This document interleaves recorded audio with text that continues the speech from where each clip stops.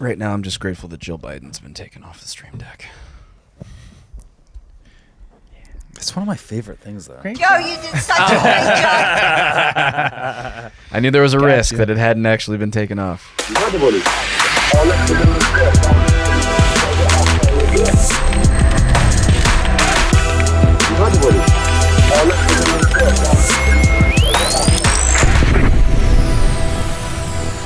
Executive orders are coming faster than your favorite stoner cousin on a Friday night ordering DoorDash. Oh my God. Well, we're talking RFK, that one was weird. JFK, MLK files, and many others, as well as some developments from executive orders earlier this week. Plus, we're going to dive into Stargate, get into the big AI stuff, because we got a lot of reaction to the president's plan for Project Stargate. Not the conspiracy theory / CIA program, but Which totally happened. the AI thing. And is declassified. Yeah. Yeah, not that one, the other one. Everybody, welcome back to Human Reaction. We're so glad to have you join us today. I've got David Rand, Kyle Mack, Bennett on the buttons. My name is Joe Sheehan. While you're here, before we get started, please smash the like button and subscribe to our channel on YouTube or wherever you're watching the show. And also, leave us a question down below. Not leave us a question. Leave us a comment. And it was not this day. It's not this day. But it is not this day. Leave us a comment because it helps us get the show out and helps boost us in the algorithm. And we have a question for you as we get into the AI talk. Will AI be our new overlords? What do you think of the future of AI? Is Skynet upon us? I think we've got a lot of risks ahead of us. That's where I'm at. I know you guys are more of the accelerationist types, but I'm happy to play the foil on that one because I'm optimistic. I think there's a lot of good opportunities for AI, but I think there's a lot of potential downsides, and we'll get into those. I'm just net neutral. I think there's pros and cons with every new technology that exists. That's fair. And That is the lamest opinion ever. but Yeah. I feel that way about guns. There's pros and cons to it. Everyone who's He's but moderate, the guys. genie's out of the bottle, and it's going to He's happen. sitting on the fence. He's just just waiting to see which way the wind blows. Both sides got good points. I'll be the annoying guy. We're like, I see your point, but I see your point too. Fucking Switzerland. I'm the Switzerland of this podcast. I don't think so. You're more the Greenland of this podcast. No, I'm more the take over Greenland part of this podcast. Yeah, he's an imperialist only when it's Greenland. I remain Canada. neutral, except for Greenland and Canada. What about Panama? Yeah, we'll take them too. Okay. Anything that's in our sphere, I'm down. Just spherical dominance. Dude, But like this hemisphere, I'm neutral, or this like section of the. Take US it easy, Monroe. All right. the Jeez. U.S. is a global empire. Everything's in our sphere. Yeah, but like I'm saying, peel back some of the nonsense over there. Like let's stop killing all those people in the Middle East, and then we let's just start killing people. I'm kidding. I thought you were gonna go there. I'm kidding. If you are a small business owner looking for exponential growth, you have to connect with Adam Thune at Intellectual Patriots. He will revolutionize your business game and help you get to the next level. Adam can streamline your business practices and advertising strategies to improve your bottom line. His expertise in data engineering means he can build you the systems you need to collect and analyze market data. His mission is to provide you with invaluable insights to fuel your success. From grant writing and business proposals to digital systems integrations, even AI management. Intellectual Patriots is a one-stop shop for cutting-edge solutions. Don't wait another second. Visit intelpatriots.com to learn more. That's INTEL patriots.com. This episode is brought to you by Revved Up Promo, the official apparel partner of Human Reaction. Revved Up is a premier full-service shop specializing in laser engraving, screen printing, and embroidery. Not only are they now making all of our apparel right down the road from us, they can do the same for your brand and ship it to you anywhere in the world. Revved Up helps you navigate the extensive universe of merch options and uses state-of-the-art techniques to showcase your brand in its very best light. So if you want to support our show and our generous sponsor, you can now do so by buying our merch and by turning to Revved Up Promo for your own custom apparel needs. Reach them at revveduppromo.com. That's with 2 V's and 2 P's, or just check the show notes for a link. So speaking of presidents, you probably forgot about, We have killed. the release of JFK, MLK, and RFK files in a new executive order, fresh off the press, happened yesterday. Mm-hmm. Already, people are very confused because X started putting out old stuff as if it wasn't old stuff. And And not just old stuff. I saw one I posted in our Discord, which link below if you want to join the Discord, get in the conversation. I posted one that literally said right above the redacted section, I have information that would lead to the arrest of Hillary Clinton. And then it like trails off into redacted territory. And I was like, nice try, internet. Nice try. Yeah, like everybody was talking about MLK having gay orgies, but apparently that was released in 94. Yeah, apparently we already knew Apparently that. we knew that. Well, I mean, there was always a long-term. It's been for a long time what we've been saying. The CIA was monitoring his sex life and using it as a way to try to get him to kill himself. Can I even say that? We'll bleep it. Maybe. We'll bleep it. Smirsh. You know what I mean. To unalive himself. So what this new EO does, it gives 15 days for the DNI, the AG, and the president's legal counsel to get a plan together, to present him a plan to release the JFK files. Gotcha. Now, when you say DNI, Director of National Intelligence, is that the current Biden one. era? Yes. Okay. So Because not yet Tulsi's not in yet. Right. Right. So importantly, Mike Benz is calling this lady out in the kind of response to this. Just to summarize, because it's a longer clip, Stacey Dixon is the current one, and Biden employee, not a Trump person, 20-year CIA vet. So not very incentivized per se to reveal the documents that would provide culpability for the CIA in these events. Exactly. So there's also, he has a concern of the amount of non-digitized files, which is interesting because if you go to the JFK files from 1994, there was a release in 1994 and another release in 2017. In 1994, there's a website, an archive website of the archivist of the president. It looks like it was made by Matt Drudge. It's just text, right? But one of it says is most of the files are not digitized. These are only the digitized files. So whether or not this covers those non-digitized files is where he has a concern on the language. I see. Which I think is reasonable. But the language does say, quote, full and complete release of the records. That would kind of cover it. But then the question comes into play, well, who's digitizing them and to what degree? Are they going to be incentivized to omit things accidentally or, whoops, that one fell in the shredder? Yeah. So I think it's going to be a longer release plan than I think people hope for. They were hoping for like day one, he'd say it get released. That's not going to happen. It's going to be slower than that, although far faster than any president ever. So Right. And the fact that we already have action on it at this stage of the presidency means he has taken the request, the demand for these files to be released very seriously and has, put the wheels in motion to make that happen. Wasn't day one broken promise? I'm so disappointed. Another broken promise. I'm so disappointed. Happened Chase on day Oliver, I 3. feel your pain, bro. God, it's I rough. wish you weren't a It's liar. rough out here. So the question is, what are the predictions here? What do you think is going to happen from these releases? I mean, I think for so long, particularly around JFK and also RFK, like I feel like the presumption has been that the CIA was involved. Like there's a lot of people who say like it seems very likely that that's the case. The story that we've been told about, Lee Harvey Oswald is just not standing up to scrutiny. And I feel like I would hope that the documents would establish that as the prevailing narrative. And already you have like NBC News and rolling out people who are saying there's nothing to find out here. We know that Lee Harvey Oswald shot the president, all that kind of stuff. What they typically miss is all the stuff that happened after Lee Harvey Oswald. Additionally, the CIA connections to Lee Harvey Oswald when it came to him going to Mexico, applying to go to Cuba, getting denied. We know the CIA was reading his mail, but we don't know what they found out about that. We don't know anything else about those contacts. We know that Richard Helms, who is the guy who takes over after Dulles, was, himself close confidants and in charge of the MK Ultra program with the Jolly Roger guy. Jolly West. Jolly West. Jolly Roger. He's a pirate. Yar! Yar, would you like some LSD? Har, har. So it's all of that stuff that I'm most interested in, but we know that a lot of the MK Ultra files were destroyed. So it's the only reason we have any MK Ultra files is because they forgot about some hard files in a budgetary section, not any of the direct program files. Mm-hmm.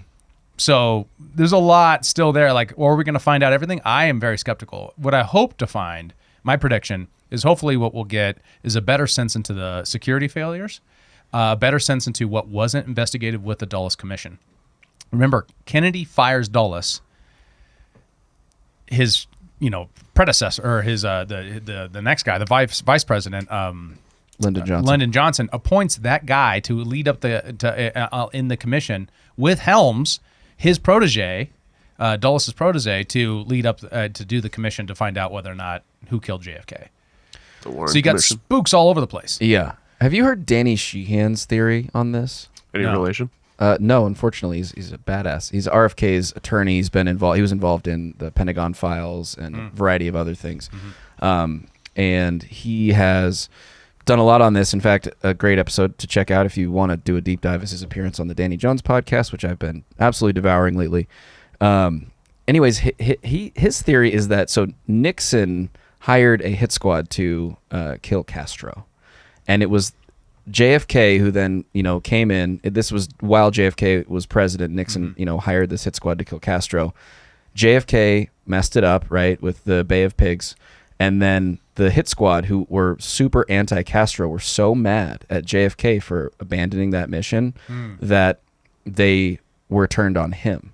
Really? And they were a part of the assassination. Interesting. I don't know. And they were all like highly trained in America. Like they were, basically special ops guys from Cuba who were trained by, the American military. So they were highly capable. So that's his read That would of be what a happened. grassy knoll theory. That Yeah. it wasn't the bullet trajectory couldn't come from the window. Correct. Interesting. I don't know. Yeah, it's Yeah. a very interesting theory. It's worth checking out. Yeah. And then with RFK and MLK, those should be very interesting too, because there's still a lot of questions about the MLK assassination, how it happened, why it happened, and all that. So In more contemporary news, Trump also signed an executive order to ban CBDCs, or central bank digital currencies. Kyle, this is your wheelhouse. Tell us about this one. Yeah, it was interesting. He was there with David Sachs and signed this in, along with an AI EO as well. But there's more to it than just CBDC ban. It was establishing a working group that's focused on all things crypto. So just kind of like establishing this group to just get to work now and promote it, because we had Trump at the the Davos crowd. He went out and he said, we're going to be the crypto capital and all this stuff, right? So like he's making it a priority. It develops a regulatory framework governing digital assets, stablecoins, and the creation of a strategic stockpile. So this would be like the Bitcoin strategic reserve that's been talked. And his plan, as stated, is to buy 5% of the Bitcoin supply. But also this leaves open for other cryptocurrencies as well. You'd probably end up getting Ethereum and things like that in there as BSV well. probably too. Yeah, you could keep thinking about that. We'll see about that. Just crossing your fingers there. It establishes David Sachs as the crypto and AI czar who leads the working group. Then it prohibits the establishment, issuing, and promotion of CBDCs. By the government. By the government. So central bank digital currencies, most people kind of know that term now, but it's in there. And it also revokes any form of Operation Choke Point that was used under the previous administration. central bank digital currency, what is it? The concept of a central bank digital currency is that you have a digital currency on the blockchain that is like managed by a central force, which would be the central bank. Or the Federal Reserve in our case. Federal Reserve, that essentially becomes our new fiat in a sense, as opposed to something like Bitcoin or a vast number of other blockchain currencies.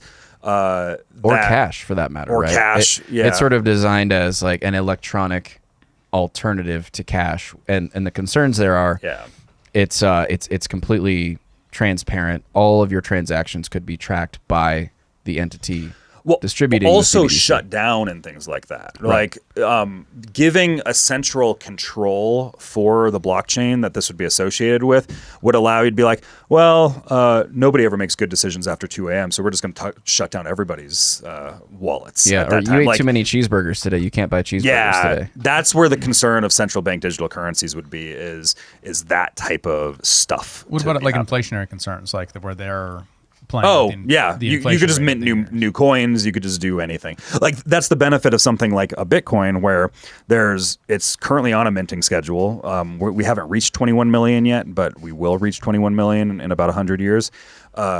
Where you need a massive consensus of the network of all the miners to be able to change and update things for Bitcoin, which doing something like, no, we're just going to double the Bitcoin supply. Like that's pretty much impossible, right? Where if Not you impossible.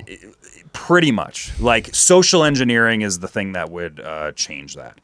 You need to persuade all of the node Yes. holders to change their stuff all at the same time. Where if you just have one central authority, they have all the control, right? So that's the concern with central bank digital currencies. If you do remember, it was Vivek Ramaswamy, who's now like the black sheep of MAGA. Apparently, he was Brown the one sheep. that he was. You don't want to get fired like Don Lemon, whatever color you are. Whatever you are.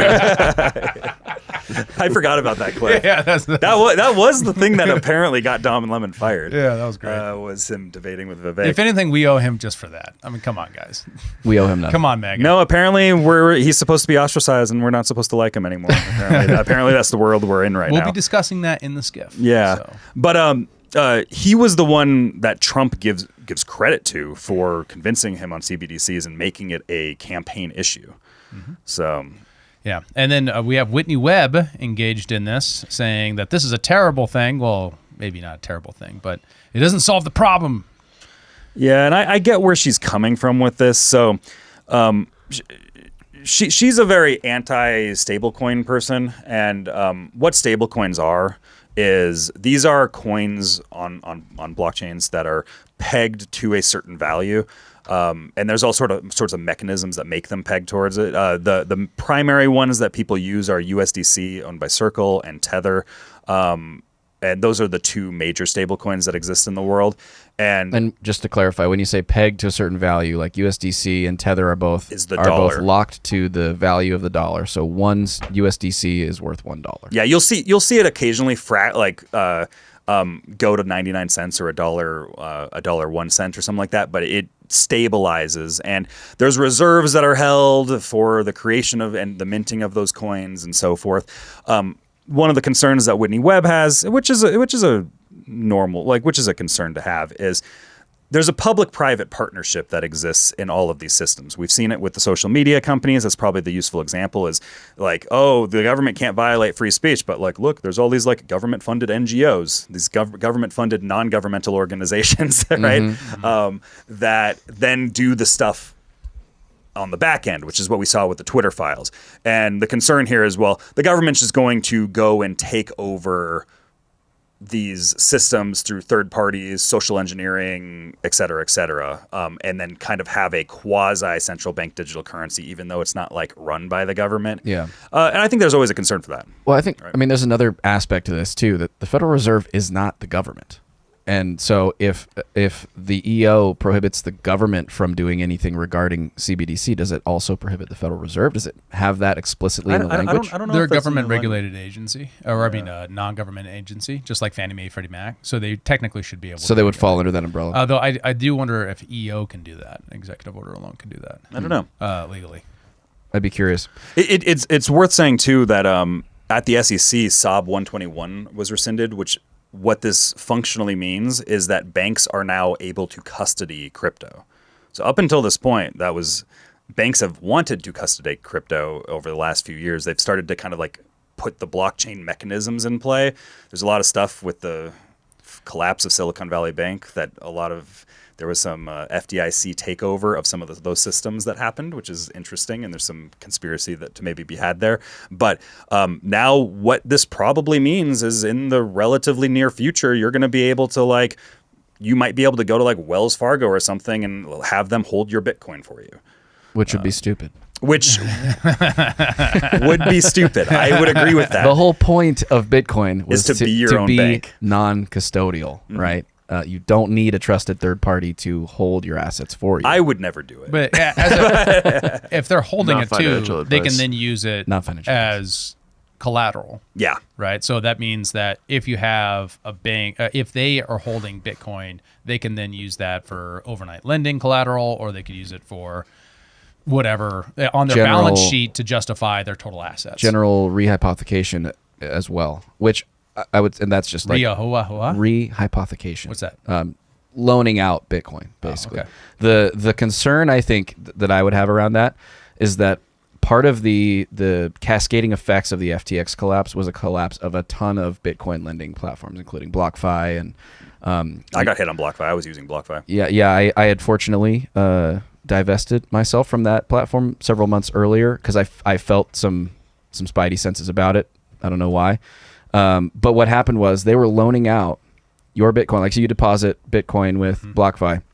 They give you an incredible interest rate. I mean, and we're talking, at the point when, regular interest rates were a couple percent, they're giving you like 7-8% return on your Bitcoin. What they're doing is they're going around, they're loaning that out to levered, speculators basically who are betting on the Bitcoin markets. And when everything went tits up, all those guys defaulted, and all the Bitcoin that you had deposited with them was not insured by anything, totally at risk, and a lot of people lost their shirts. So I would be concerned that similar mechanisms would be in play here.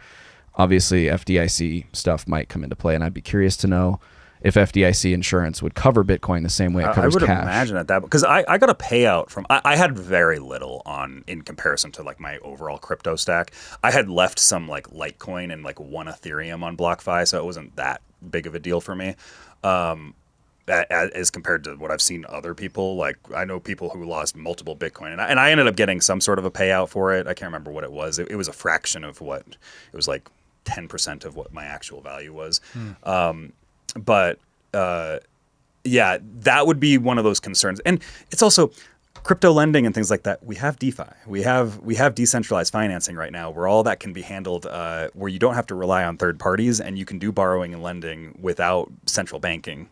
Or banking in general being associated with it. It operates by smart contract, not by an individual deciding what to do with your which is actually what World Liberty Fi is, which is the Trump crypto thing. Like they just bought on an inauguration day. Please that Bennett on inauguration day. Wow. Wow. It's not this day. Oh man. It's not this day. Oh, leave that in, please, God. Just did It's that. so Leave that funny. in. Don't leave that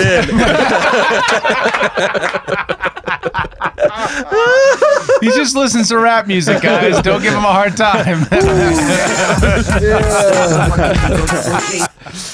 Wow. Wow. On an inauguration day.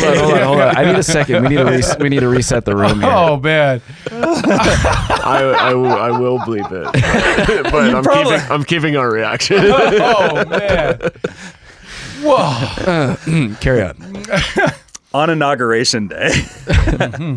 On inauguration day, the World Liberty Fi folks, which is run by Eric Trump, Donald Trump Jr., Barron Trump, like they're on the board of this thing.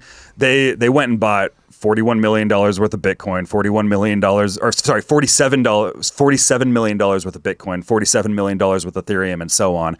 And this is meant to be a DeFi platform for people to use for borrowing and lending, and taking loans and all this stuff, right? Like that is a DeFi product. So you're not talking about the meme coin. You're talking about no, not Trump coin. No, that's a whole other thing.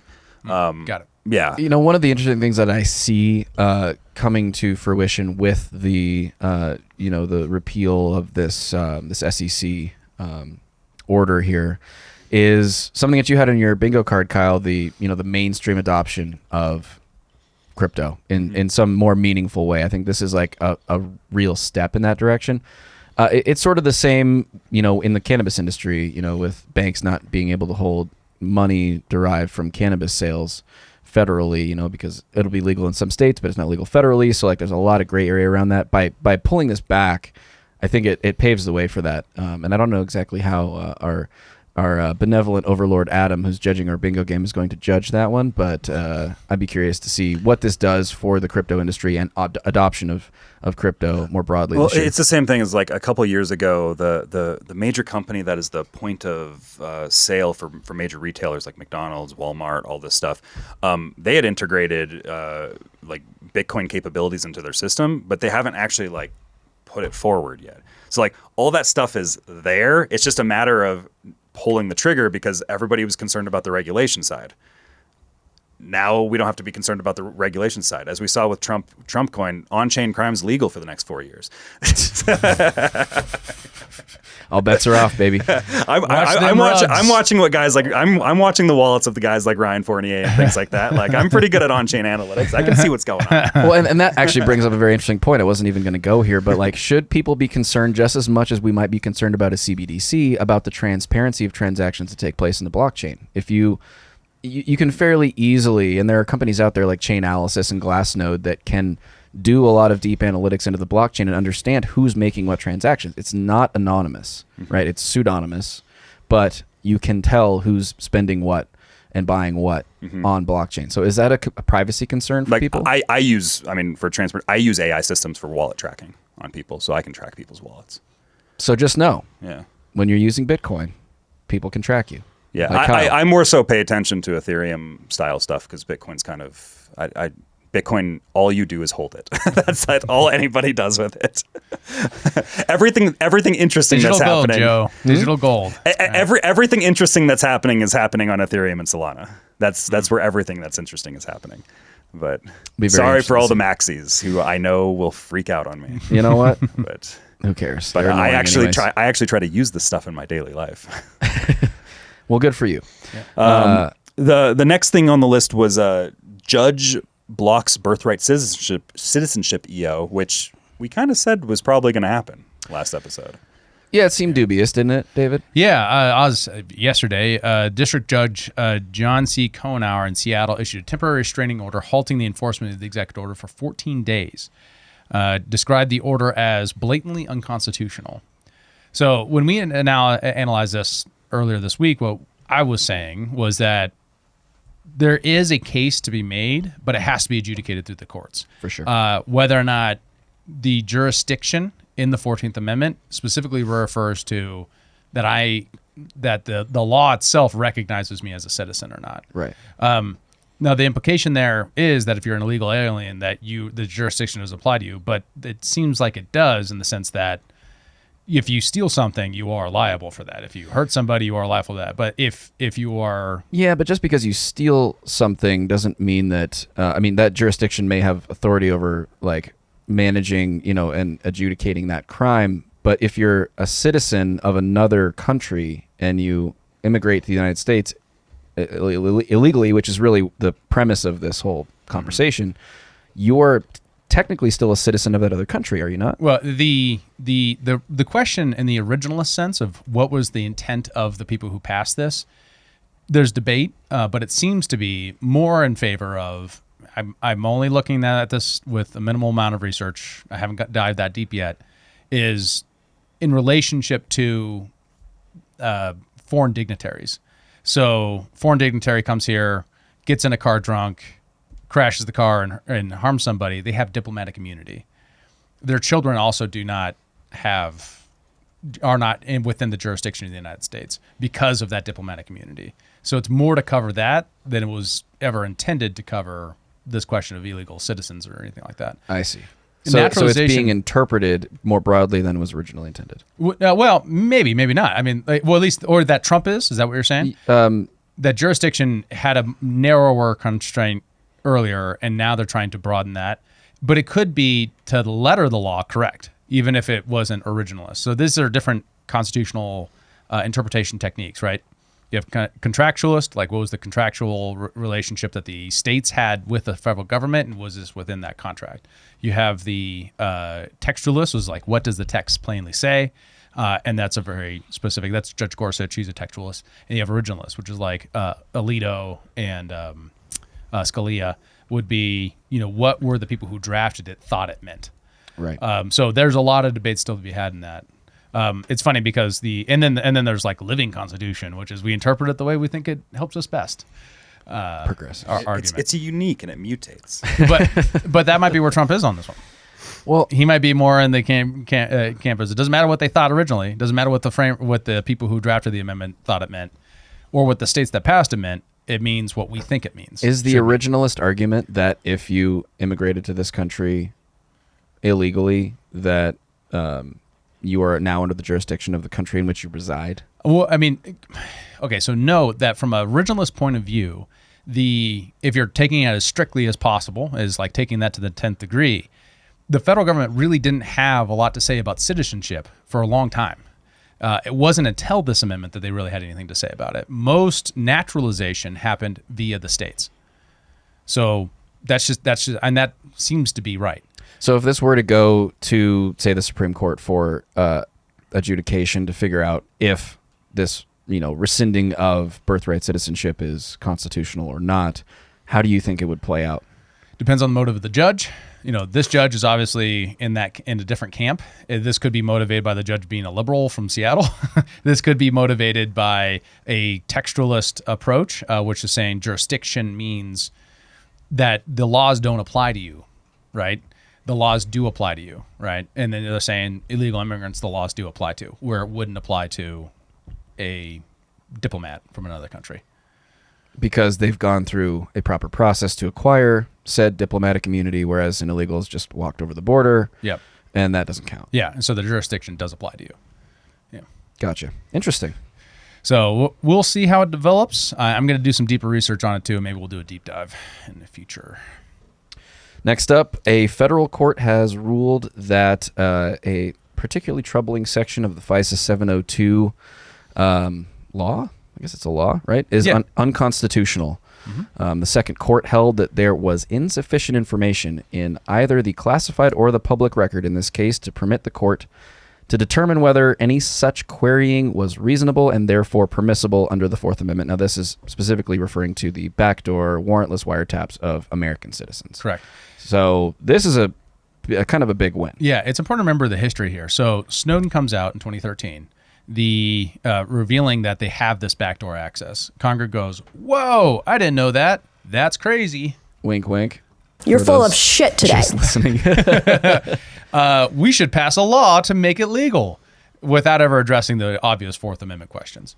Now, the Fourth Amendment question is an interesting one, right? Because it says that the government can't get access to your papers and effects. Scalia, for example, was famous for arguing, well, I don't see data in there.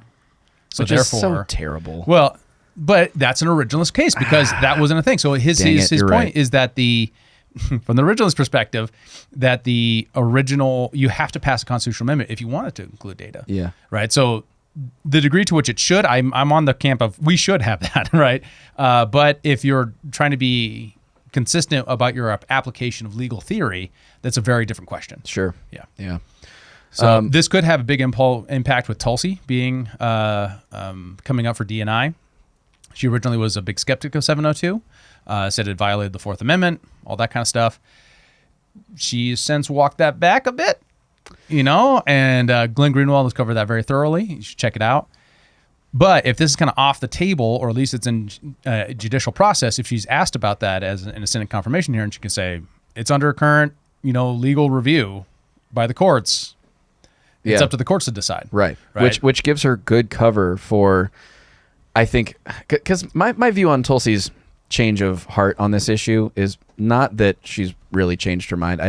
She doesn't strike me as the kind of person who would flip like that after the record that she's had and all the statements that she's on record making about being opposed to, these impingements on Americans' Fourth Amendment rights. I don't think that she just changed her mind. I think she's playing politics in this case to make sure that she gets the votes she needs to get confirmed by the Republicans, particularly, probably, and also Democrats. Democrats are going to vote against too. Right, who would be, really opposed to her confirmation if she didn't support warrantless searches of Americans. Mm-hmm. So this kind of gives her some cover a little bit, right? I would say to, make that process a bit easier for her because it's no longer. It doesn't really matter. She can say, as you mentioned before we started recording, I support 702. Generally, I've had trouble with this clause, and now it's currently under review. So obviously, there's more to be done here. Yeah, there's some slipperiness you got to build in there in order to get confirmed for sure. Yeah. Last I've seen on the numbers on her confirmation was it's 50-50 right now, which would be a tie going to the vice president. So it would be a JD decision, which obviously that would put her in. Yeah. I don't know. That's still subject to change, but those are the last numbers I saw. It is funny because remember back when I presented the internet stuff going on with Tulsi about her family member saying that she was in this Hindu sex cult. Yes. Remember that? It is funny because one of those, which had no like drugs or sex going on, it was just Yeah, I believe Very you called strange. it the lamest sex cult. So it was Mormonism with stretching. I think we had a pretty good clip go on that one. Yeah. I believe it was her aunt or something that was the one presenting all of this and saying that she's like, oh, she's a terrible person and she'll do anything for political power. Well, maybe that's what it is. Maybe she's just going for political power and that's all this is. Maybe she doesn't believe in anything. Well, she was a WEF Young Global Leader, so Which we means got to be nothing. careful. So was Ivanka. So was Vivek. Yeah. Another reason to Because hate nobody actually knows what that means. All it means is like they're looking at you and they're like, hey, want to join our club? That's all. Like they put the award on people without their consent. Dude, right? Right. Trump spoke at WEF. Yeah. He must be part of the He's a globalist globalist. He's cabal. part He of said, the cabal. I have a lot of all you need friends to know. here, which I was like, oh my God, he's a globalist. Did you guys see a slight aside? But did you guys see him talking to the Bank of America CEO there? He was on the screen and like the Bank of America CEO, and he just the Bank of America CEO just like sucking him off. Just like, we're so excited to work with you, blah blah blah. And Trump was just like, I've heard from a lot of conservatives that they're having problems with Bank of America. And just says it right there. It's like Trump's just been going savage lately. And then Bank of America put up like a graphic post on X saying like we don't debank anyone for their political views, and there was a savage community note underneath it. I wish you weren't a liar. Several state AGs have brought cases against you for doing exactly this. Yeah. Eric Prince claims that he lost his bank from Bank of America. yeah. Yep. And then, EO from earlier this week declaring a national security crisis at the border. And as of today, 1,500 U.S. troops have arrived at the southern border. Pretty crazy visuals from the border as they're getting out the razor wire. Mm-hmm. Yeah. Yep. Yeah. So big expense. Might be worth it. But, Rather that than send it to Ukraine. Fair. yeah. There are also extreme lines at the ports of entry leaving the United States into Mexico as people are fleeing effectively ahead of Because Trump's potential elected. deportation. Well, that's It's all those celebrities It's leaving. all the libs and celebrities going to their summer homes in Mexico for the dark winter of the next 4 years. Yeah, it's interesting. I mean, obviously, Trump's keeping his word here. Obviously, a huge component of the demands from the MAGA coalition to secure the border. Obviously, making good on that. How do you guys feel about U.S. troops in this capacity? Should people be concerned about this? Seems like the thing you would have U.S. troops do. Seems legit. Yeah. Protect the borders. I mean, This is- as the troops I'm looking at right now, they're not even carrying pistols, much less rifles. So this becoming more violent in some way, I don't see it, but it obviously possible. When it comes to like declaring cartels terrorist organizations, we had some interesting blowback from that, from like the Wall Street Journal saying how bad it would be for the economy, which was interesting. Interesting. Interesting. What an odd thing to say. That's actually a funny thing because Bukele was talking about this on Twitter, where he was presented with the same thing too. When he was trying to crack down on crime in El Salvador, the thing that was presented to him is, you have no idea how this is going to affect the economy because we very much rely on the criminal economy and how it parallels with the legal economy. And his thing was, because he was having, because I believe he just had a dialogue with Trump too. There was I something, think I saw something there was about something that. Yeah. that happened along that, right? I hadn't seen I that. can't remember. I didn't. Yeah. I didn't watch No, it. I'm over here just fuming about the. Okay, so, okay, I'm with you, libertarians. The drug war's bad, okay? But the reason why it's bad is because of the black market phenomena that surrounds the drug war. So what you want to do is get into the white market. I'm totally with you. We should legalize all drugs. Fine. But at the same time, you have to crack down on the black market. Okay? So just, you got to take, this isn't going to be perfect. It's going to be expensive, right? The bill from this is going to be nothing.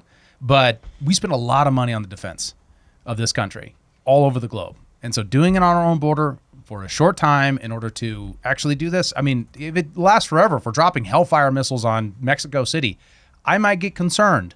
And we can oppose it then. We could talk about it then. But as of right now, from the actual actions we're seeing right now, I'm having a hard time really coming up with a reason why this is a problem. Yeah. That's exactly, and that's exactly where I was. Maybe I'm a fence sitter, but I think that it could go bad, but it could also be good. Where it's just like I'm down with taking out the cartels. I'm not down for dropping bombs on Mexico City, right? Like, and I think that I don't think that dropping bombs on Mexico City is where this is going. If it goes there, then I will be against it. Right? Like that's. There seems like a place we can come into the middle there. There's a middle ground I think that exists there. And I still wonder to what degree the CIA's black budget is going to be impacted by an actual crackdown on the cartels. That might be one of the most positive byproducts of a cartel crackdown. Yeah, think about it like that. Is killing the CIA's budget. Kyle, there is a thing from 11 hours ago where Trump calls Bukele the world's coolest dictator. Oh my God. Yeah, this is. I'm not going to play it, but I'll just kind of have it in the background here for a second. So, like, if people want, they can read it. But it's because he's speaking in Spanish. But this was the tweet that I was seeing where he played a video of him talking about this exact thing being brought to him on El Salvador. But. He's got a sweet jacket, though. I was just thinking the jacket's that pretty is nice. so cool. Remember look when they cool all in a wore the jacket like capes and we were all like super hyped on the capes? Make capes cool again. When he got reelected, yeah. And Mike Lee was just like, we got to bring back capes. Capes, yeah. We're bringing back beards now, you know? Yeah, JD got beard. We got Bukele's got Bukele one. here. Yeah. Beards are in. World Love it. leaders with beards. We should have a beard hall of fame. It's a return. It's a very return to the old aesthetic. That's a moment. golden era right there. Yeah, That is. for sure. Super chat energy. Baby-faced. Yeah. Okay. politicians. Let's go on to Stargate. So the Stargate stuff was happening. Like the meeting happened, the press conference that Trump had. Like it happened right before we filmed last episode, so we'd only seen a little bit of it. But now there's been a lot more hubbub online. So what is Project Stargate? And it was tremendously unclear. That was what was so frustrating It about really that thing. is. They made nothing clear. I'm still not totally clear on everything. But here's what we know. So Project Stargate is a $100 billion initial investment, $500 billion total investment. It is a partnership between the U.S. government, Oracle, Microsoft, and OpenAI to create AI infrastructure. Quotes. Okay. The project includes the construction of 20 colossal, that's the technical word, data centers, which are approximately 500,000 square feet. I thought tremendous was the technical word. Yeah. That's just Trump's description. Tremendous data centers. Just tremendous. Currently, 10 data centers are under construction in Texas with plans to expand to another 10, potentially in other states, depending upon energy, mostly. This is calculated currently at 25 gigawatts of energy demand for full build-out. So a way to think about that is an AI query to OpenAI, ChatGPT, to Grok, whatever, is about double the amount of a Google search.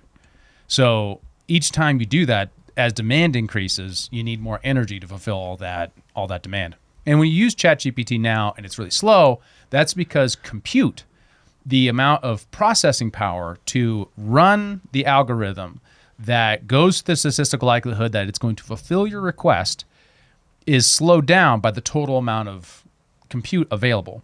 Because more people are using it than they have processing power. Correct. And the more advanced algorithms use more compute, which uses more energy, right? So when we're looking at AGI, artificial general intelligence, or even further, super artificial general intelligence, Saggy. you have this huge growth curve, exponential growth curve, especially when you look at the scale of it. AI has gone from literally an idea to something that's in everyone's phones within like 2 years. Yeah. Faster. It's democratized, meaning that word technically, faster than any software, any hardware, anything in human history when it comes to delivering a value to its customers on a massive global scale. So currently, the total use of AI in terms of energy, which is a good way to base it, because when you think of compute, that's a lot harder to abstract. Gigawatts are a little bit clearer. This would take another 25 gigawatts of total energy input to the system, right? Which is about a million.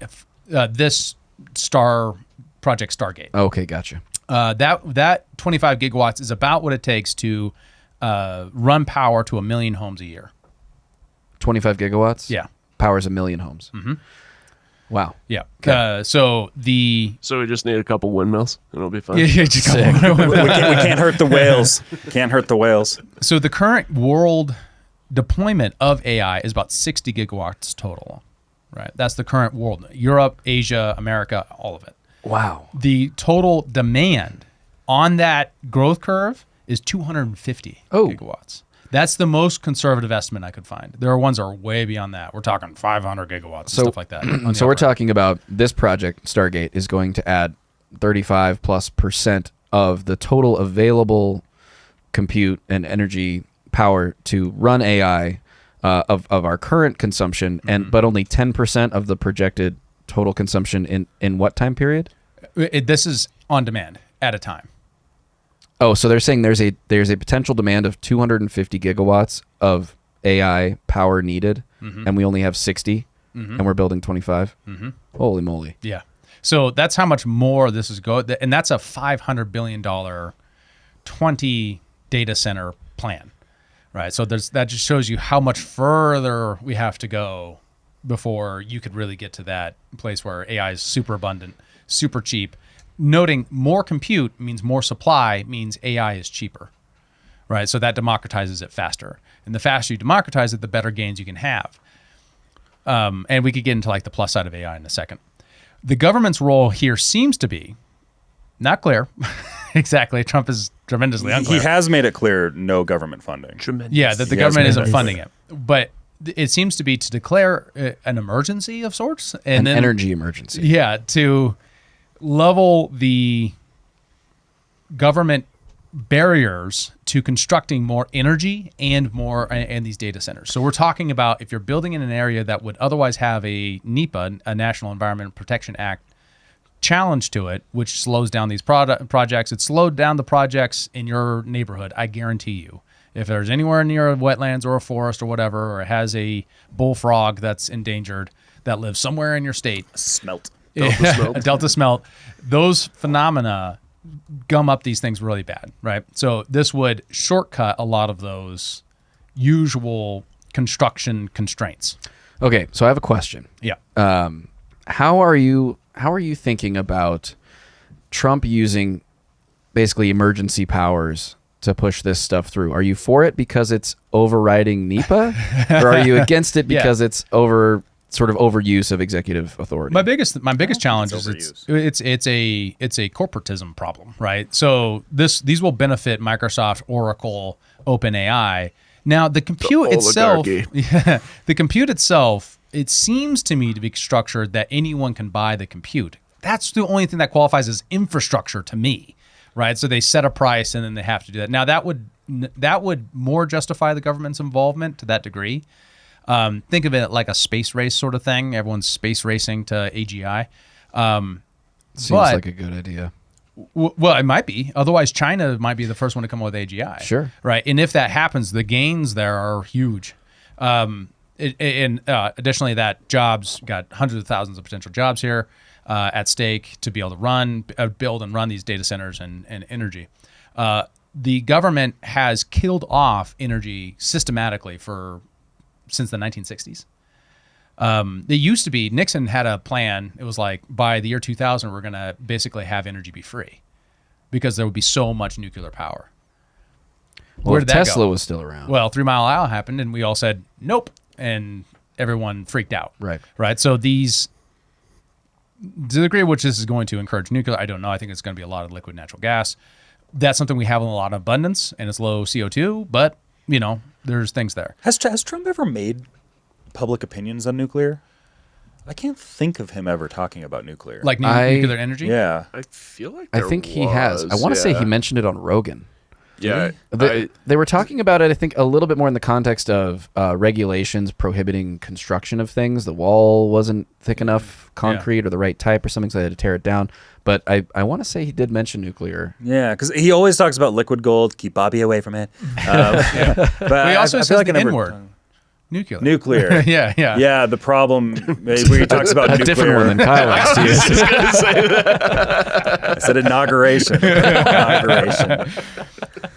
So it'll be more, I'd say it's approaching a thing that's, I think, more justifiable to the degree that it will be general actual infrastructure of compute that anyone can buy. Yeah. So if you have a small AI platform you're trying to build and you can very cheaply get compute out of this system, seems better. Even as Microsoft, this is all going to be Microsoft's Azure systems, which is a benefit to, in this case, what he's saying, an American company. That's what's most important to him. But I am worried about any amount of cronyism to restrain who could get access to this. But if the government rule of their participation in order to build this comes with, you have to allow anyone to build it, that would be better. Yeah.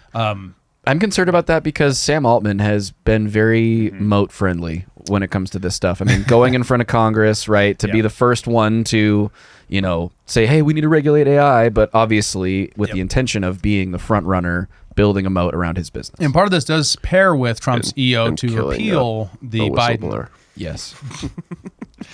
True. Yeah, Potentially. allegedly. We'll find out. I don't know.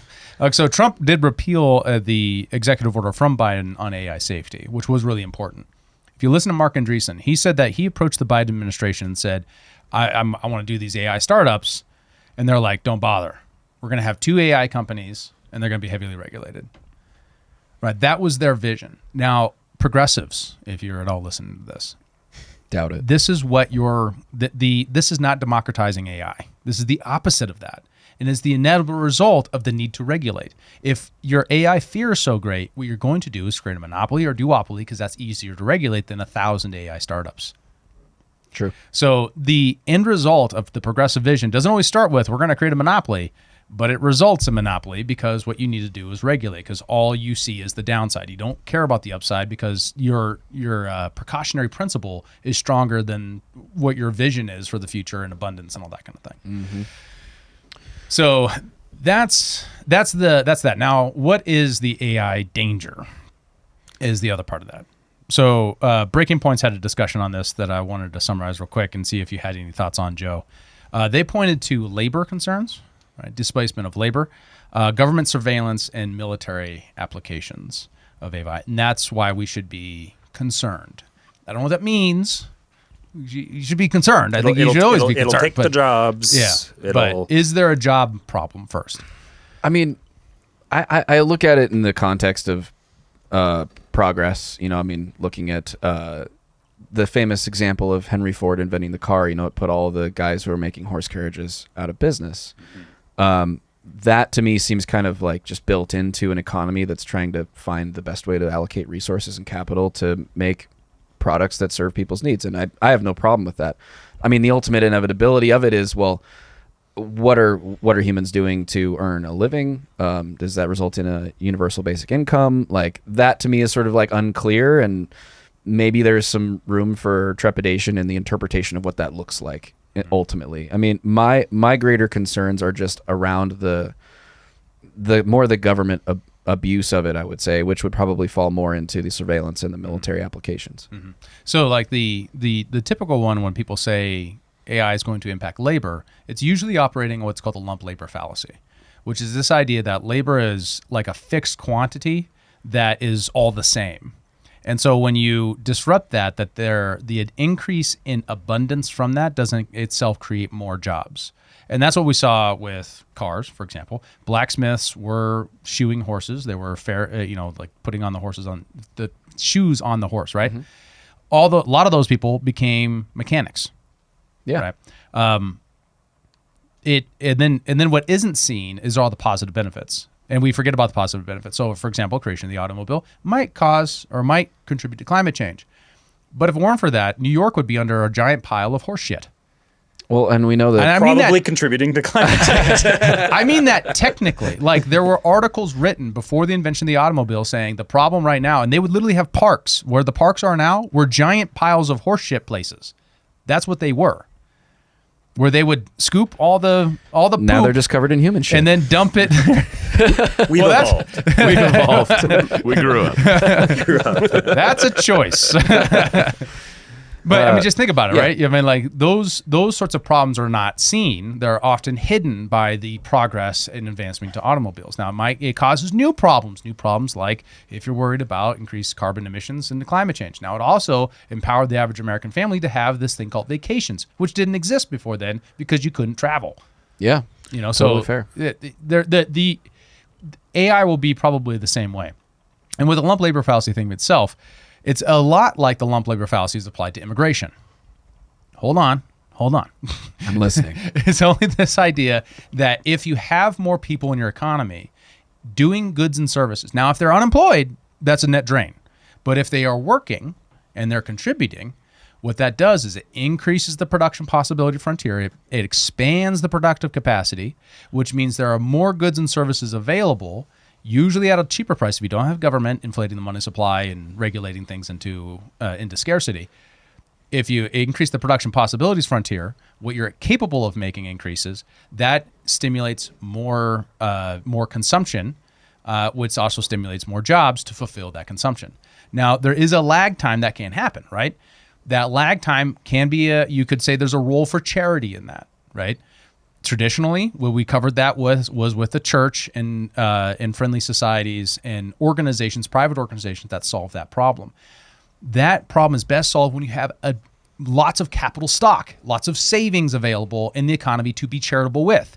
The problem is that we have a government that incentivizes no one to have any savings. We incentivize With low interest rates. Yeah, we incentivize nothing but debt. Debt in those moments of crisis is the worst thing you could possibly have because you still owe it, regardless of whether you have a job or not. Yeah. So, but a savings, that doesn't work that way, right? So you can say to everybody all day long, you should have savings in case you lose your job. But the problem is that all the systems and structures are based upon a Keynesian model that says that all that matters is debt and leverage and consumption. So people respond to that, and then they're left out in the cold. We've also destroyed all of the systems of private charity and replaced them with government systems. Mm-hmm. And those government systems work very inefficiently, bureaucratically, and there's no accountability to them, so people are very skeptical of them. Until Doge. Well, Doge is going to come back with a vengeance. Yeah, well, we'll see. I mean, Doge recommends privatizing Medicare. I mean, they already fired their top employee. I would call him second top employee. I'm more of a Vivek fan than an Elon fan. So, ooh, okay, controversial take. All right, Stick around for the skiff on that debate. Yes, we're going to get into it. As far as with the government surveillance and military application of it, I totally understand that. The challenge is that's a government rule, right? They're going to take any tool that is available to them. As long as your foreign policy and your domestic policy is defined by surveillance and war, you're going to get surveillance and war, regardless of what the tool set is. Now, I'll get better with the tool set, but that's not the tool set's fault. So, like, what are we debating here? Are we debating should we be funding Israel, or are we debating should we have AI? Right? Because AI has tremendous upsides too that are undermined by your regulation and AI safety stuff that will keep it from democratizing to the average person. Instead, it will be held by the largest corporations. Yeah, no, that's totally fair. And I see the logic, and I appreciate the idea that having a democratized ecosystem of AI service providers will allow people to kind of maybe inoculate themselves against the malicious use of AI as well. There will be products out there to help you improve your cybersecurity or whatever, do things to, increase your privacy, to ward off some of these things. I would hope that those things would be allowed. I wasn't even thinking of it that way, but to that's rise very to the top. Yeah, yeah. So I mean, I can certainly see the benefits there. Absolutely. I would never advocate for like government regulation of a couple big players. I mean, we know how that turns out, and it's not good. Which is the Sam Altman play. Like he's very much signaled that regulatory capture is his goal. So how concerned are you about Sam Altman's real close proximity to this project and to the Trump administration? I think there's monopolization concerns that exist there with the regulatory side. And mysterious deaths. I got to see how this actually functions at the end of the day. As of right now, I'm kind of neutral on it. There's also Elon's out here saying that they don't even have the money, which I don't know what that actually means. He's saying that they only have $10 million, but I don't know. Satya at Microsoft is like, no, we'll give 80. I don't know. Yeah. I think there's some Elon hate, and obfuscation kind of happening here. Well, he has but- fairly good reason for that, though. I mean, let's remember, OpenAI started as a nonprofit. I agree, yeah. And then Sam Altman changed the structure and wanted to pay himself a shit ton of money in like 7% ownership of OpenAI, which is, I don't even know how much it's worth, but that's a tremendous amount of money. Yeah, like I'm not a big Sam Altman fan. He doesn't have the greatest track record for being just like an above board, honest business person. Well, and also like imagine if you're doing a startup and you can tell all your funders it's tax deductible. Yeah. And then you take the same assets created in your C3 and then just privatize it. Yeah. That's crazy. Elon you know? gave him what, $10 million or something Something, for yeah, the OpenAI Foundation, and then he Yeah. just privatized it. And Elon's like, "What the hell, dude? I Yeah. thought this was like, a beneficial venture for humanity, and now it's a beneficial venture for Sam Altman." Yeah. Yeah. Well, which and to defend the free market system of privatization, it can still benefit humanity. Sure. It's just not. It's just I think a very devious way to do funding and startups. Yeah. I think it's if they could do that, smarter. every Yeah. startup would do that. way, Absolutely. right? I think it's smarter and wiser in most instances to do private venture rather than the nonprofit route. I think that's almost always the case. Not always. But, so why do you think he started as a but that's the thing is he started as a nonprofit. Is like there's lies and obfuscation that's existing here. He's cheating the system. He's cheating the rules of the game. That's a different story, Yeah. right? It's not necessarily that he went private. It's that he did all this other stuff before going private. Right. That's the problem. Well, I mean, or at least that anytime you could take a company from a nonprofit to a private, and I worked in C3s and C4s, guys. I don't know how you do that. That's very strange, right? And like the gotta fact know that it people. hasn't, it's being legally challenged somewhere. I remember reading that, but I don't know where the status of that is. It's a very Yeah. interesting question. So we did have, and I think I want to call a quick audible on this. Let's go into the Larry Ellison Yes. clip first, and then we can dig into the Megyn Kelly one. This is from the announcement event. Not this one, the other one. Yep. You want this one? Where Larry Ellison is dropping this bit about the reason why AI and expanding access to AI by more compute is a good thing. And I think you'll see why the internet is freaking out very quickly.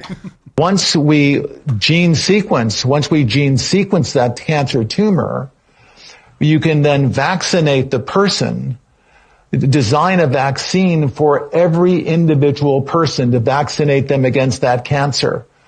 And you can make that vaccine, that mRNA vaccine, you can make that robotically, again using AI, in about 48 hours. So imagine early cancer detection, the development of a cancer vaccine for your particular cancer aimed at you, and have that vaccine available in 48 hours. This is the promise of AI and the promise of the future. Once we... He said the V word. And the M word. The M word and the V word together. which had the whole internet in an uproar. Not the whole internet, I mean, but specifically the Maha movement around RFK Jr., the substantial constituency of people who voted for Trump for Make America Healthy Again is pissed Yeah, by he would have had this. less controversy if he said the N word. Nuclear. He should have just Heiled Hitler. It would have been fine because it's a meme now. I so. give you my heart. No, seriously, I think Yeah. there's valid reasons for people to be upset by this. Like, Yeah. of all the things he could have mentioned for the use of AI, why this? Well, cancer is kind of a problem. Yeah, that's my Yes. my attitude too. If I'm Because- gonna steal because, man, I'm gonna steal man my him. problem with the vaccine stuff is the mandate side of it. Like, I'm fine with companies making and continuing to update and evolve this technology. Like, Sure. I'm fine with that. And I'm fine with that too. Yeah. But let's talk about cancer just for a second, as we're discovering more and more that cancer is a metabolic disease, right? It's a failure of the cells to make energy properly for a multitude of reasons. And this is just more of the same Western model of medicine of just treating symptoms, not getting to root causes, which is what the Maha people are all about. It's what I care about. Sure. How do I live a life that's cleaner, in diet, that's properly tuned to like circadian biology. There's all this stuff coming out about, like sleep quality and red light therapy and all this stuff. It's like, we should be looking down these paths. Let's develop these technologies. Can we determine which frequencies of light applied to the body in certain, medical modalities can prevent problems, can heal, abnormalities? Like, Let's do that stuff. Why are we making so overnight mRNA vaccines? I don't understand why we can't have both. Well, we can't. And look, if you want to be a lab rat, and if you want to take an experimental mRNA vaccine for cancer because it's the last option that you have, and you're on your deathbed, I want everybody to have that option available to them. So, and to be clear here, what he's specifically talking about is getting it before it can develop into cancer. What he's saying is that when cancer is developing, there are traces of the cancer in your blood. And what AI would do would create the abundance of individualized medicine so that you could take your blood and analyze it very cheaply and efficiently, discover a problem, have a solution created cheaply and quickly, and then deliver to you. This is just Ozempic for cancer. Yeah. Because cancer developing in the body is a result of upstream effects of lifestyle choices. Let me steel man that side. So don't come after me. I'm steel manning. This is not my actual position. This is my actual position. A lot of people don't have the discipline you do, Joe, and they just don't have the knowledge, and they don't have access to the resources to get there. And so there's going to be a lot of people at the end of life or in their later years who have had a lifestyle based upon the government recommended lifestyle for a long time of the average standard American diet, who can't unwind that to not wind up with cancer. So if they do wind up with it and it's detected in the bloodstream, should we not have a cheap and abundant way and quick way to solve it? That's fine. But also, I mean, just using the COVID jabs as an example, we know that like there are shedding, like there's virus shedding that happens from that. I know that's a different mechanism, but still, we don't know what all the downstream effects are from this. We don't know what the effects on people around a person has taken one of these vaccines is. Like there's so many risks that are inherent here. I understand why people are really trepidatious about this because we are in an AI space race and we are moving forward so quickly that we're going to move fast and break things, to use the parlance of Mark Zuckerberg in the early days of Facebook. What are we going to break and what are the downstream effects of that? I think it's very, very valid to know what those things are before we just go leaping off a cliff thinking that AI is going to solve all of our problems. So on Nicole Shanahan had a similar opinion on Megyn Kelly, and it kind of freaked out the world when she said this. Yeah. It's really quite interesting. And as I said, AI is a computer system. Human health is not. It is not. And so there are some good uses of AI in the world. And for those, I'm always happy to be a resource on. For instance, I was just with a farmer and we were coming up with a farm plan. And I was like, man, I would love, if there's an AI that could help me model the phases of deploying a new pasture, raised chicken operation on this lot, on this very specific lot here in California. Wouldn't that be great?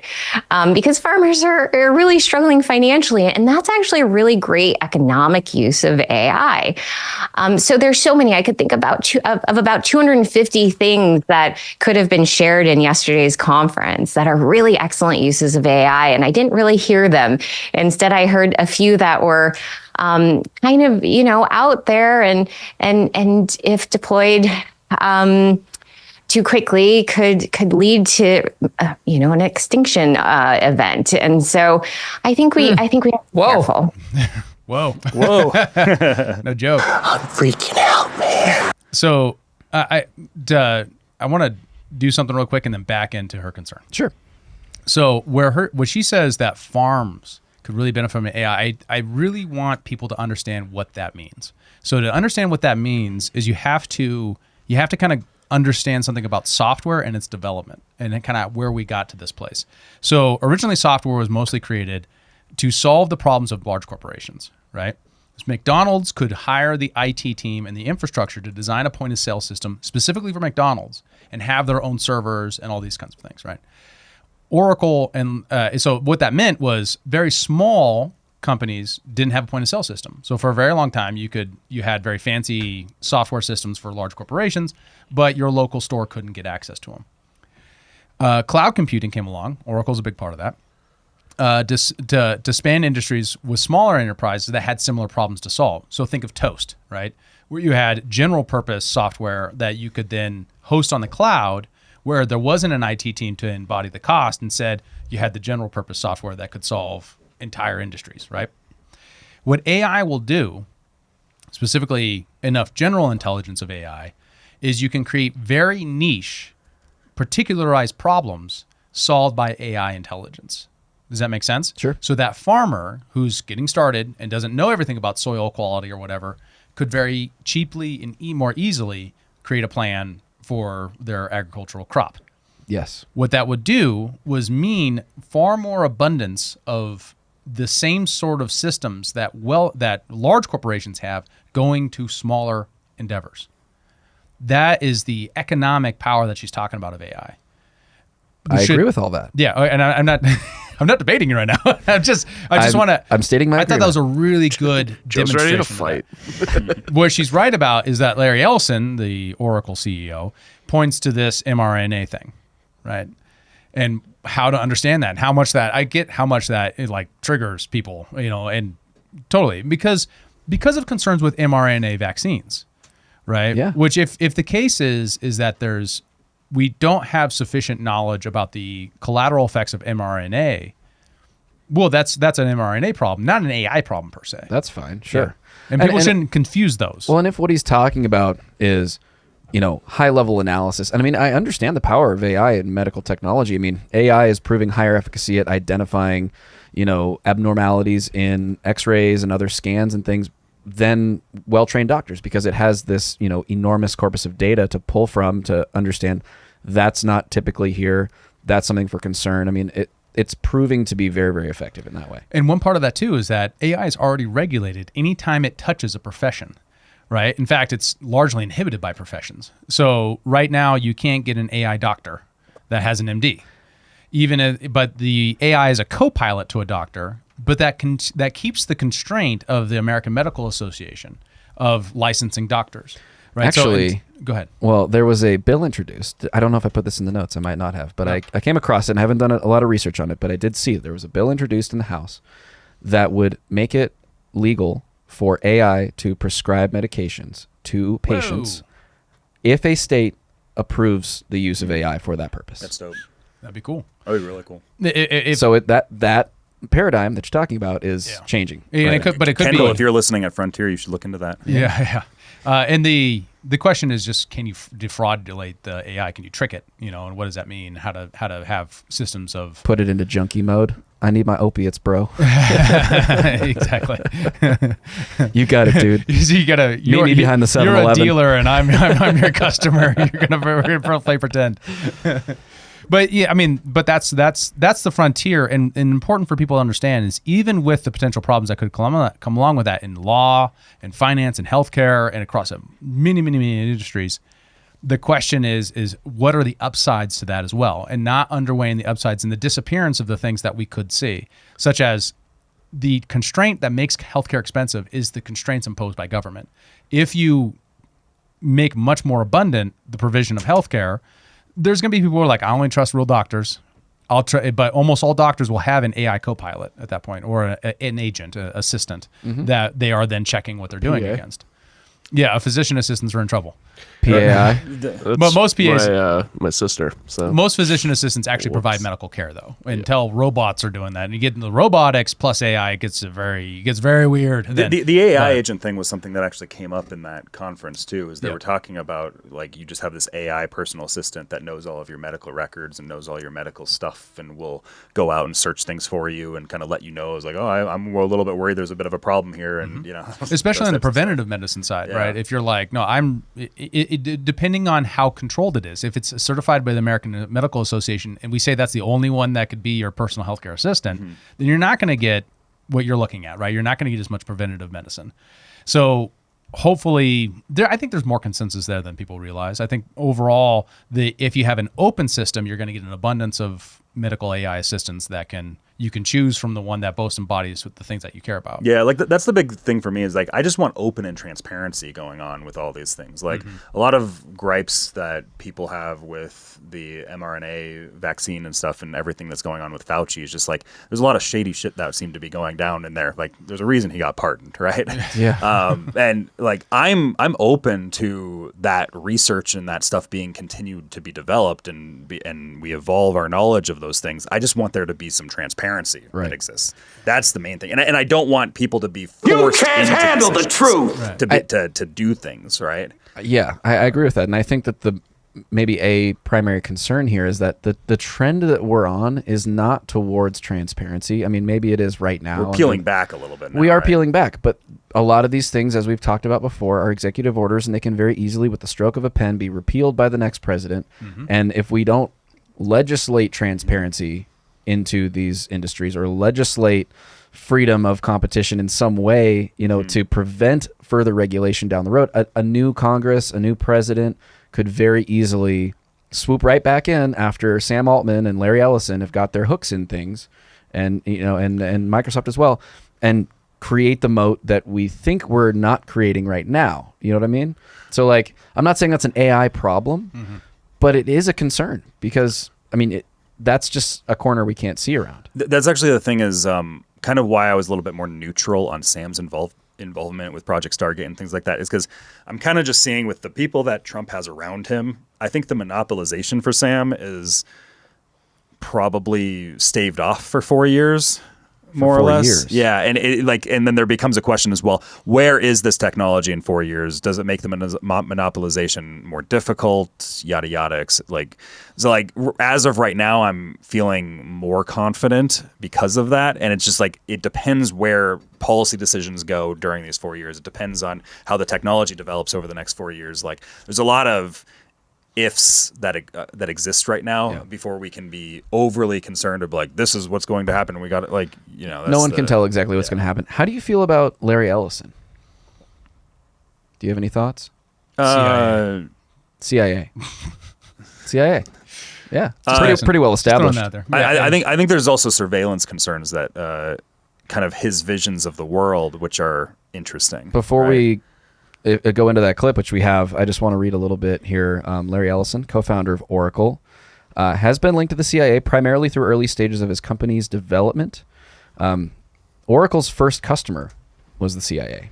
Yeah. Yep. For people that might not be aware. Don't be suspicious. Don't be suspicious. It's important to remember that a lot of your big software companies, especially in the 90s, were directly tied to either military intelligence or the intelligence community themselves. So you think he went clean? He went straight? No. I just mean, like, for example, Google's algorithm was based upon a DARPA grant. Yeah. So and look at what Google's doing. Yeah, right. So, but Bad that doesn't. shit. But although they provided tons of value for people for a very long time on being able to search the internet, right? So, yeah. But this is a brave new world look at what's going on here. We're being slowly strangled to death by convenience. Like, we're allowing Google doing something good to sort of wipe away the censorship and the government collusion and all the bad things that they're doing. To the degree to which it was influenced by government, that's one thing, right? And totally get that. To the degree to which it was informed by a culture in California that said that middle America was all dummies and didn't know who the president really was supposed to be. It was actually a Russian agent.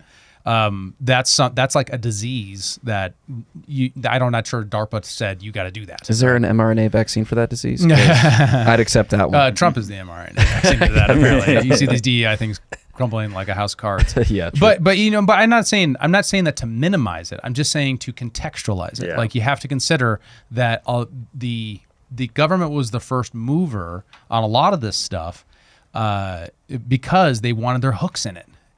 Remember, and I always harp on this, for a very long time, all of the world's encryption was based upon a company in Switzerland. And we did this for decades and decades and decades in manual encryption from the 1960s all the way till like 2010s. And then we discovered there was a CIA-owned company, right? The problem there is not encryption. The problem there is the intelligence community getting their hooks into everything. So restrain the intelligence community. Yeah. Right. And that doesn't mean Larry Ellison's any given statement isn't an authentic statement from Larry Ellison or that it's actually from the EIC. Right.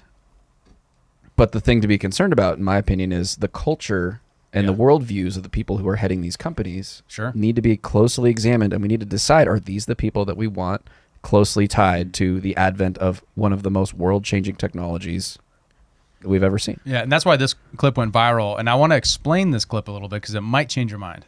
The police will be on their best behavior because we're constantly recording, watching and recording everything that's going on. Citizens will be on their best behavior because we're constantly recording and reporting everything that's going on. And It's unimpeachable. The cars have cameras on them. All right, I think we have a squad car here someplace. But those kind of applications using AI, if we can use AI, and we're using AI to monitor the video. So if that altercation that occurred in Memphis, the chief of police would be immediately notified. It's not people that are looking at those cameras, it's AI that's looking at the camera. No, you can't do this. It would be like a shooting. That's going to be an event that's immediately, an alarm is going to go off, it's going to be, and we're going to have supervision. In other words, every police officer is going to be supervised at all times. And the supervision will, and if there's a problem, AI will report the problem and report it to the appropriate person, whether it's the sheriff or the chief or whomever we need to take control of the situation. We have, same thing. We have drones. If there's something going on in a shopping center, and I'll stop. A drone goes out there, get there way faster than a police car. There's no reason for, by the way, high-speed chases. You shouldn't have high-speed chases between cars. You just have a drone follow the car. I mean, it's very, very simple. And the new generation of autonomous drones. So what he's talking about there is police body camera footage. And unless you're kind of fluent in this space, one of the problems with police body camera footage is it's not one real time. Usually it's actually recorded on the device and then has to be then later submitted. And there's lots of ways of getting around that problem, right? Because you can turn off the body camera depending on the regulations in the state. Block it. Physically block it. There's also evidentiary problems that enter into it, where they can kind of stonewall police body cameras, and keeping even their own supervisors from knowing what's going on. So what he's talking about there is rather than having a passive system that hopefully collects what's going on, and then hopefully someone brings accountability to that system so it gets up in the ranks of the police officers, you can have AI that's actively monitoring for, use of fatal force by the police. So what's interesting here is, to the degree to me, what he's talking about is a software stack embraced by governments that would actually restrain government and bring accountability to government. And people are saying this is an AI monitored dystopia, because what he's talking about is the cop car having a camera that is live feeding, the police officer having a camera that's live feeding. I can see why police officers wouldn't like that. And there's actually good reasons in there too why they might not like that. And there's privacy concerns as well. But what he's talking about is a way to use AI to restrain the worst parts of government, which is its use of force against peaceful people. This is also pretty close to just what Dubai is right now. Like Dubai's whole security practices is quite ruining my case, similar Kyle. to this. The piece that you're not addressing, though, is where he says citizens will be on their best There's behavior. the concern is the privacy side of it on the citizen side, right? Yeah. That's where there's pros and cons to all of these things, right? But also noting, if a citizen is doing violence against a police officer, right, you want that accountability to the citizen, because that is, assault, that's what he's talking about. In interacting with police officers, we get to these really bad moments where the escalation of force is necessary. The immediate accountability, the immediate knowledge, hopefully prevents a lot of the worst outcomes that happen when in lethal use of force.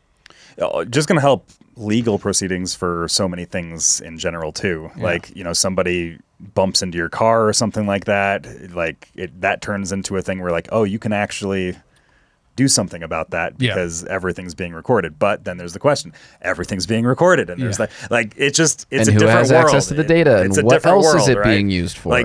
There's good aspects and there's bad aspects, and there's probably going to be technology that helps with those bad aspects too, right? There's probably going to be certain things that you can use for blockers on things, and the world's going to be a nutty place in a few years. And I'm not saying that therefore all surveillance is good. I'm just saying what he's talking about specifically here is a function of government policy, right? And your current government policy, believe it or not, folks, sucks. So if you create more system of accountability to the police and their deployment of lethal use of force, that's a good thing, right? You know what I would be for?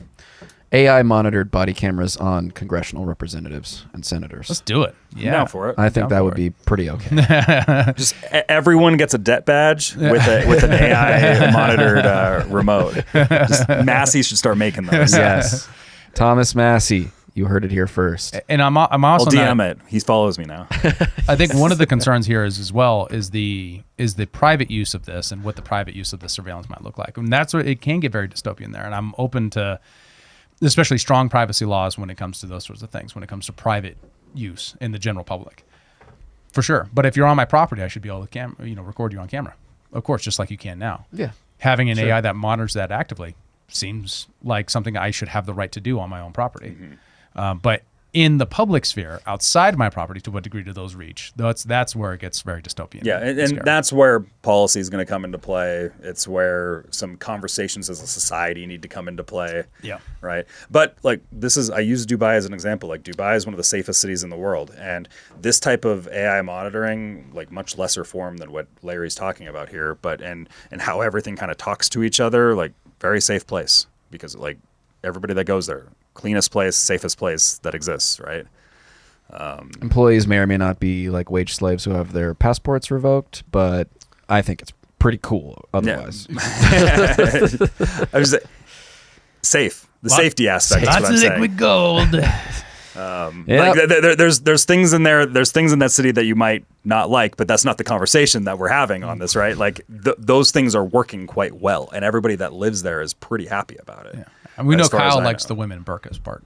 Yeah, that's what I'm that's going what for. You're talking about. Dubai's a very liberal city. No, I'm kidding. I am operating on a stupid stereotype. Dubai's like the most liberal monarchy that exists. That's why you like it so much. It probably holds more truer to like Western values than America does anymore at this point in time in a lot of cases. I've never been. Maybe we should take a team field trip to Dubai. I know a bunch of people out there. Let's do it. All right, I think we're going to wrap up there. For David Rand, for Kyle Mack, for Bennett on the buttons, my name's Joe Sheehan. Thanks for watching Human Reaction. Like, subscribe, and join us in the Discord. Link is below. If you want to enjoy the conversation that we have in between shows, suggest topics for us to talk about, you can do that there. Also, if you want to become a member and get access to our weekly members-only shows called The Skiff, please go to humanreactionpod.com to find out how. We'll be talking this week about Vivek Ramaswamy and all of the controversy that's going on around him with a very special guest. Hope you join us. Thanks for tuning in to Human Reaction. Please be sure to like, follow, subscribe, and give us a review on your podcast platform of choice. And if you want to become a member and support the show financially, check out humanreactionpod.com. And remember, Wow! It's not this day. Oh, man. It's not this day.